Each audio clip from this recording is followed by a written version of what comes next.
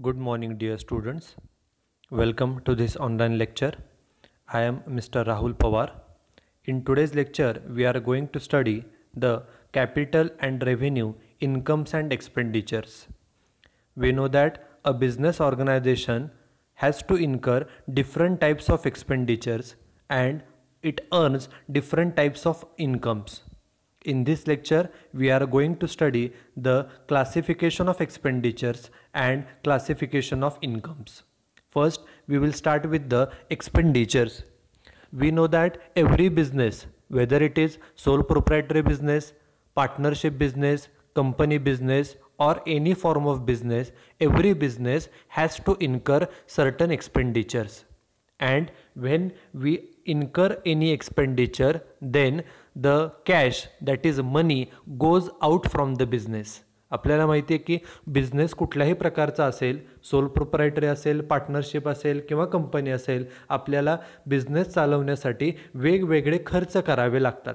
आणि ज्या वेळेला आपण एखादा खर्च करतो त्यावेळेला बिझनेसमधून बिझनेसची कॅश, बिझनेसचे पैसे हे बिझनेसमधून जात असतात. Okay. Now the different expenditures of the business, how these expenditures are classified. Business मध्ये जे वेगवेगळे खर्च केले जातात ते किती प्रकारामध्ये क्लासिफाय केले जातात, तर the expenditures of the business are classified into 3 categories. First is capital expenditure, second one is revenue expenditure and third one is deferred revenue expenditure. बिझनेसचे जे खर्च असतात ते खर्च 3 प्रकारचे असतात. पहिला म्हणजे कॅपिटल एक्सपेंडिचर, दुसरा म्हणजे रेव्हेन्यू एक्सपेंडिचर आणि तिसरा म्हणजे deferred revenue expenditure. Normally a short note of 5 marks or a short answer question of 10 marks and objectives, MCQ objectives or true or false are asked on this particular point. So first we will start with the capital expenditure. जे खर्च असतात त्या खर्चाचं 3 प्रकारे classification केलं जातं. एक म्हणजे कॅपिटल एक्सपेंडिचर, 2 म्हणजे रेव्हेन्यू एक्सपेंडिचर आणि 3 म्हणजे डेफर्ड रेव्हेन्यू एक्सपेंडिचर. त्यातला पहिला जो प्रकार आहे त्याला आपण सुरुवात करूया capital expenditure. First we will start with the capital expenditure. Question is what is capital expenditure? Capital expenditure means an expenditure incurred for the purchase of fixed assets of the business. Answer is very simple. What is capital expenditure? Capital expenditure म्हणजे काय, तर capital expenditure means an expenditure incurred by the business for purchase of fixed assets of the business. बिझनेसला ज्या काही fixed assets लागतात, for example machinery, furniture, building etcetera etcetera, ह्या fixed assets खरेदी करण्यासाठी जो खर्च केला जातो त्याला कॅपिटल एक्सपेंडिचर असं म्हटलं जातं. This is first part. Now what is capital expenditure? In other words, capital expenditure also means an expenditure on fixed assets which increases the life or the efficiency or the performance of the fixed assets. Capital expenditure म्हणजे आणि काय, तर बिझनेसनं जर एखादा fixed असेट्सवरती खर्च केला. Okay, आपण पहिल्यांदा पाहिलं की फिक्स्ड असेट्स खरेदी करण्यासाठी जो खर्च येतो त्याला कॅपिटल एक्सपेंडिचर म्हटलं जातं. त्याचबरोबर जर बिझनेसने एखादा फिक्स्ड असेट्सवरती खर्च केला आणि त्या खर्चामुळे if the expenditure is going to result in increase in the life, efficiency or performance of the fixed asset, then that expenditure is also called as a capital expenditure. जर आपला एखादा बिझनेस आहे, आपण आपल्या बिझनेसमधल्या ज्या काही फिक्स्ड असेट्स आहेत, for example building आहे, फॉर एक्झाम्पल मशिनरी, त्या असेट्सवरती जर आपण काही खर्च केला आणि त्या खर्चामुळे जर आपल्या असेट्सचं लाईफ वाढणार असेल, आपल्या असेट्सचं इफिशियन्सी म्हणजे क्षमता वाढणार असेल, आपल्या असेट्सचा परफॉर्मन्स सुधारणार असेल, तर त्या देखील खर्चाला कॅपिटल एक्सपेंडिचर असं म्हटलं जातं. सो कॅपिटल एक्सपेंडिचरमध्ये 2 गोष्टी येतात. एक म्हणजे capital expenditure means an expenditure incurred for purchase of fixed asset. बिझनेसच्या ज्या काही फिक्स्ड असेट्स असतात त्या खरेदी करण्यासाठी जो खर्च केला जातो त्याला कॅपिटल एक्सपेंडिचर असं म्हणतात. हे एक. आणि दुसरं, capital expenditure also means an expenditure on the fixed assets which increases the life efficiency or performance of the fixed asset. ज्या खर्चामुळे आपल्या असेट्सचं लाईफ वाढणार असेल किंवा परफॉर्मन्स सुधारणार असेल किंवा इफिशियन्सी वाढणार असेल त्या देखील खर्चाला कॅपिटल एक्सपेंडिचर असं म्हटलं जातं. And most importantly the amount of such expenditure is very हाय. आपण काय म्हणतो की असेट्स खरेदी करण्यासाठी आलेला खर्चाला आपण कॅपिटल एक्सपेंडिचर म्हणतो आणि आपल्याला माहिती आहे की the amount of fixed assets is very high. Fixed असेटची किंमत, take a very simple example, suppose if we are purchasing any machinery then the amount of machinery comes to is in lakhs or is in crores, okay, for big businesses.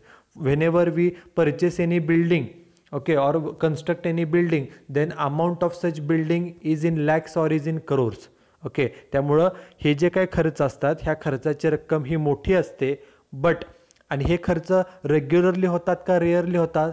Assets purchase करणं हा काय रेग्युलरचं काय काम नाही, तर ते कधीतरी हे खर्च केले जातात. So these expenditures are rarely incurred. This is first. Second, the amount of such expenditure is very high. ह्या खर्चाची रक्कम खूप मोठी असते. And third important point is the benefit from such expenditure is for a long time. एकदा का आपण हा खर्च केला की त्यापासून मिळणारा जो फायदा आहे तो फायदा जास्त वर्षांसाठी असतो. एकदा असेट्स परचेस केली, मशिनरी परचेस केली की ती मशिनरी 5, 10, 15, 20 वर्ष वापरली जाते. एकदा आपण बिल्डिंग परचेस केली ती पुढचे 50, 60, 70 वर्ष आपल्याला वापरता येते. त्यामुळं कॅपिटल एक्सपेंडिचरपासून जो मिळणारा फायदा आहे तो जास्त कालावधीसाठी असतो. This is capital expenditure. This is first classification of expenditure. First part, capital expenditure. Then the second type of expenditure is revenue expenditure. Revenue means regular expenditure or recurring expenditure. Okay, what is revenue expenditure? Revenue expenditure means the expenditures which are incurred for doing the day-to-day activities of the business. बिझनेसच्या ज्या काही regular activities आहेत, routine activities आहेत, normal activities आहेत, regular activities आहेत, त्यासाठी जो काय खर्च केला जातो बिझनेस रन करण्यासाठी त्या खर्चाला रेव्हेन्यू एक्सपेंडिचर असं म्हटलं जातं. And these expenditures are recurring in nature. Recurring म्हणजे पुन्हा पुन्हा ठराविक दिवसांनी ते खर्च पुन्हा पुन्हा आपल्याला करावे लागतात. Take a simple example of rent paid. आपण दर महिन्याला every month we have to pay rent to the landlord. जो कोण लँडलॉर्ड असेल, जो ओनर असेल, त्याला दर महिन्याला रेंट हे पेड करावं लागतं. दर महिन्याला, वर्षभरामध्ये महिने 12 असतात, 12 महिन्यामध्ये 12 वेळेला आपल्याला पुन्हा पुन्हा रेंट हे पेड करावं लागतं. Take another example, salaries, wages. We know that we have to pay salary to our employees on a monthly basis. Okay, every month we have to pay salary to our employees. Every month we have to pay wages to our workers. Every month we have to pay telephone bill to the telephone company. Every month we have to pay electricity bill to the electricity company. Such expenses, whether it is salary, whether it is wages, whether it is electricity or whether it is rent, these expenditures are incurred repeatedly. हे खर्च जे आहेत ते पुन्हा पुन्हा होतात. दर महिन्याला पुन्हा पुन्हा आपल्याला ते पेड करावे लागतात. अशा खर्चाला, रेग्युलर खर्चाला रेव्हेन्यू एक्सपेंडिचर असं म्हटलं जातं. So first important point or feature of revenue expenditure is these expenditures are repeatedly incurred. ते पुन्हा पुन्हा खर्च करावे लागतात, म्हणून त्या खर्चाला रिकरिंग एक्सपेन्सेस, रिकरिंग म्हणजे पुन्हा पुन्हा खर्च होतात म्हणून त्याला रिकरिंग एक्सपेन्सेस असं म्हटलं जातं. This is first. Second important feature is the amount of such expenses is comparatively low. ह्या खर्चाची जी रक्कम असते ती कंपॅरेटिव्हली कमी असते. आपण मागाशी जे असेट्स परचेस करण्याची अमाऊंट पाहिली, असेट्सची रक्कम 10 लाख, 20 लाख, 50 लाख एवढी मोठी, 1 कोटी एवढी मोठी असते. पण त्या कंपॅरिझननं revenue expenses, electricity bill paid, त्याची रक्कम कंपॅरेटिव्हली कमी असेल. Telephone bill paid, wages paid, comparatively the amount is low as compared to capital expenditure. खर्चाची रक्कम ही कंपॅरेटिव्हली कमी असते. This is second important feature. And third important feature is the benefit, okay, from such expenditure is for less time, generally less than 1 year. ह्या खर्चापासून जो मिळणारा फायदा आहे तो कमी कालावधीसाठी असतो. Take simple example, suppose if we pay electricity bill of ₹800 to electricity company. समजा आपण 800 रुपये लाईट बिल पेड केलं. For example 800 amount is low, I know that. Suppose we pay ₹800 electricity bill to electricity company. मग हा जो काय आपण 800 रुपये खर्च केला ह्याचा आपल्याला फायदा काय? 800 रुपये बिल पेड केल्याचा फायदा हा की आपल्याला 1 महिना इलेक्ट्रिसिटी वापरायला मिळाली. We have used the benefit is that we have used electricity for 1 month. आपल्याला 1 महिना लाईट वापरायला मिळाली, हा त्याचा बेनिफिट आहे. So benefit is only for 1 month.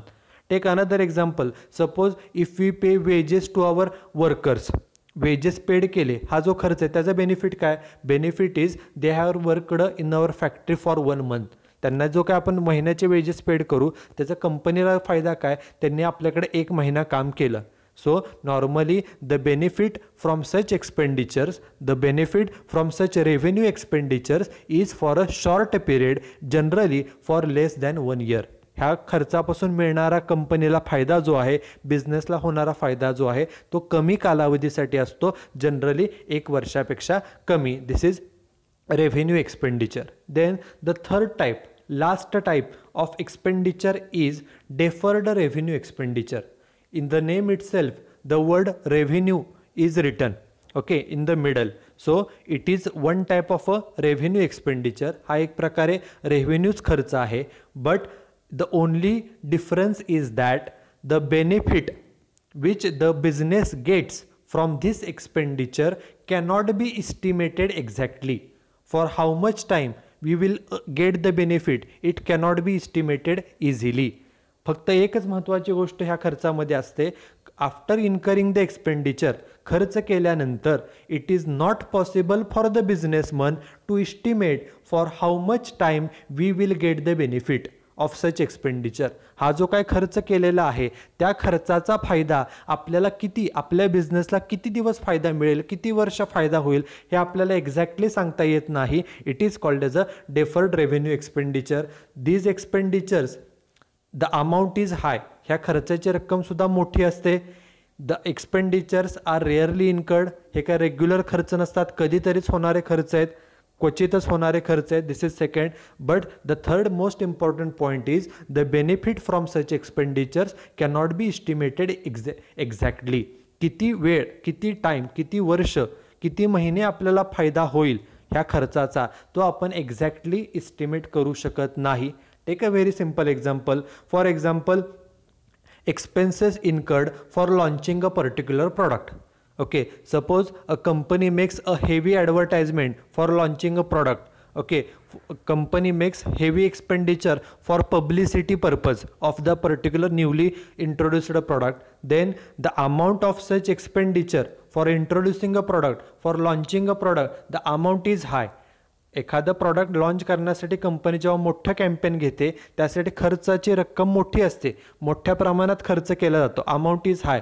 Secondly हे जे काही लॉन्चिंग केलं जातं हे काय रेग्युलर दर महिन्याला केलं जातं असं नाही. After some years a company introduces a new product. काही वर्षांनी कंपनी नवीन प्रॉडक्ट हे लॉन्च करत असते, त्यामुळे हे खर्च कधीतरी होतात, रेअरली होतात, क्वचित होतात. हे काय रेग्युलर खर्च होत नाहीत, रेअरली होतात. But third most important point is the benefit which the business is going to get from this expenditure cannot be estimated exactly.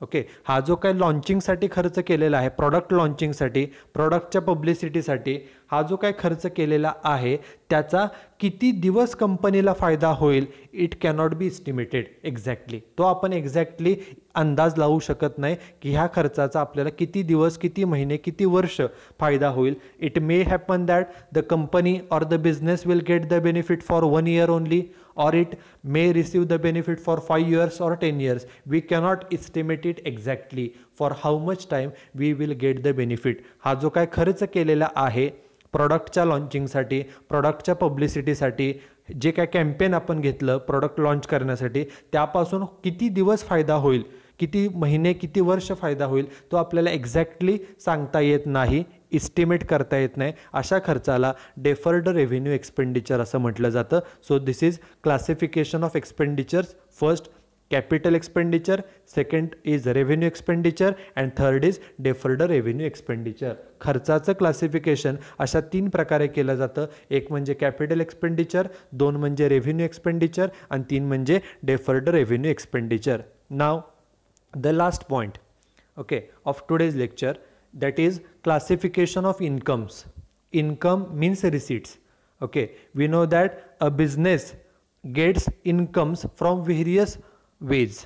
Okay, बिझनेसला वेगवेगळ्या मार्गाने इन्कम्स हे मिळत असतात. And when the business earns any income then money comes into the business, cash comes into the business. ज्या वेळेला आपल्याला एखादं इन्कम मिळतं त्यावेळेला बिझनेसमध्ये पैसे येतात. Okay, and we know that incomes means receipts. इन्कमलाच आपण रिसिट्स देखील म्हणतो.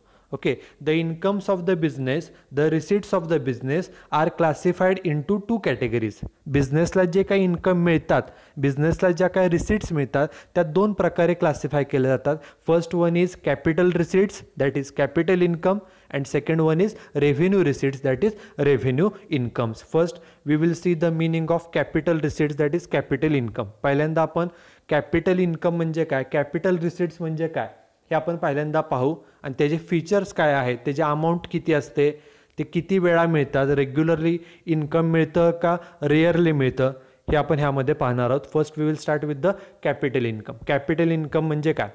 What is capital income? Capital income means income received by the business from sale of fixed assets. आपल्या बिझनेसच्या ज्या काही फिक्स्ड असेट्स आहेत, for example building, machinery, furniture etcetera etcetera, if these assets are sold, then the income which we get is called as a capital income. Assets विकून, बिझनेसच्या ज्या assets आहेत त्या असेट्स विकून मिळणारं जे इन्कम आहे त्याला कॅपिटल इन्कम असं म्हटलं जातं. मग आता सांगा त्याची अमाऊंट ही कमी असेल का जास्त असेल? Amount is generally high because the assets are of high price. असेट्सच्या किमती ह्या जास्त असतात, त्यामुळे असेट्स विकून जे मिळणारे पैसे आहे त्याची रक्कम ही मोठी असते. So amount of capital income is hi. This is first feature. Second feature, okay, question is whether it is regular activity or whether this activity is rarely incurred.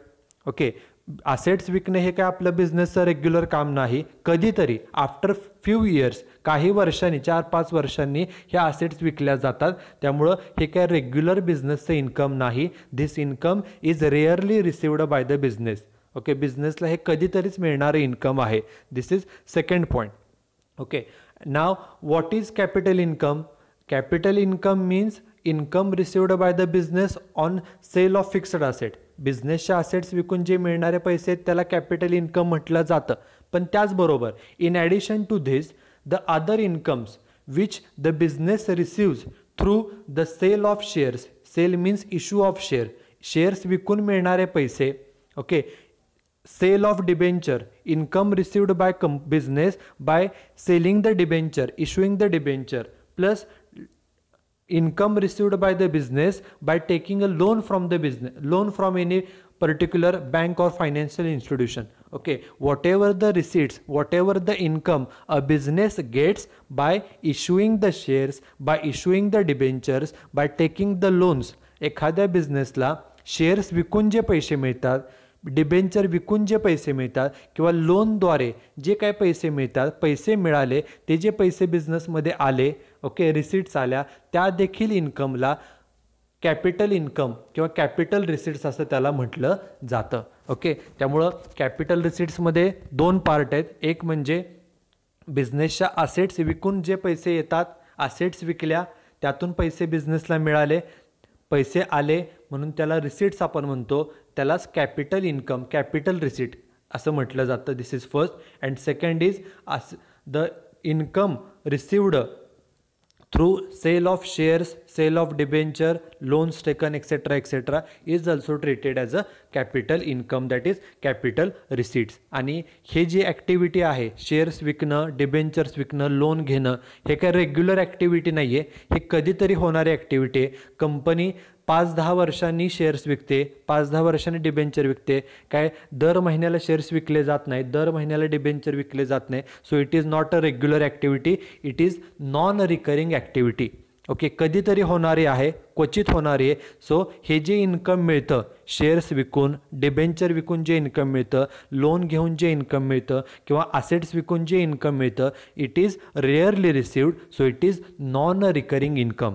जर इन्कम पुन्हा पुन्हा सारखं सारखं मिळत असेल तर त्याला रिकरिंग इन्कम म्हणतात, आणि जे कधीतरी इन्कम मिळतं, कधीतरी क्वचित, त्याला नॉन रिकरिंग म्हणतात. या ठिकाणी असेट्स विकणं, असेट्स विकून पैसे मिळणं, शेअर्स विकून पैसे मिळवणं, डिबेंचर्स विकून पैसे मिळवणं हे कधीतरी होणारे ॲक्टिव्हिटी आहे. त्यामुळे ह्या इन्कमला नॉन रिकरिंग असं म्हटलं जातं. This is first classification of receipt, that is capital income. Now the last part, the incomes are classified into second category. It is revenue incomes. Revenue incomes means regular incomes, routine incomes which are regularly received by the business during the normal by doing the normal business activities. बिझनेसच्या ज्या काही day to day activities आहेत, रुटीनच्या activities आहेत, रेग्युलरच्या activities आहेत, त्या करून जे income मिळतं रेग्युलरली, पुन्हा पुन्हा रिपीटेडली जे मिळतं त्याला रेव्हेन्यू इन्कम असं म्हटलं जातं.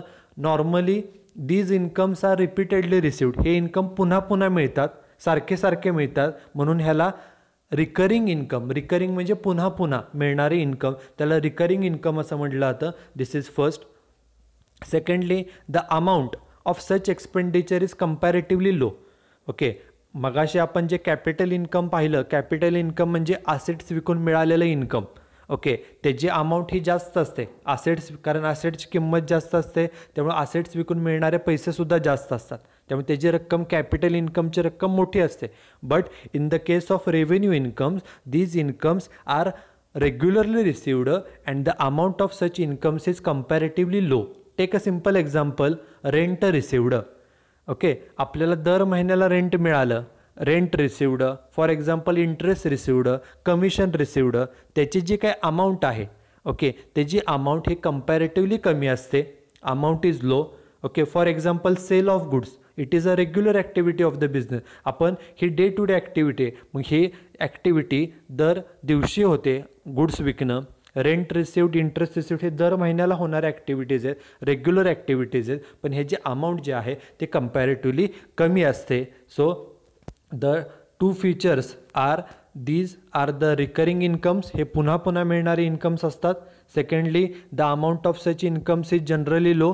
ह्या जे काही इन्कम्स आहेत, ह्या इन्कम्सची अमाऊंट ही कंपॅरेटिव्हली कमी असते. This is revenue incomes. So this is it with the today's lecture. In today's lecture we have seen the classification of expenditures. Expenditures are classified into three categories. First is capital expenditure, second is revenue expenditure, and third is deferred revenue expenditure. Then we have seen the classification of incomes, that is classification of receipts. In this particular point, we have seen that the incomes of the business are classified into two categories. First one is capital incomes and second one is a revenue incomes. So that's it with the today's lecture. In today's lecture, we have seen the concept of capital and revenue incomes and expenditure. In the next lecture, we are going to study the remaining basic definitions relating to Income Tax Act. Thank you very much.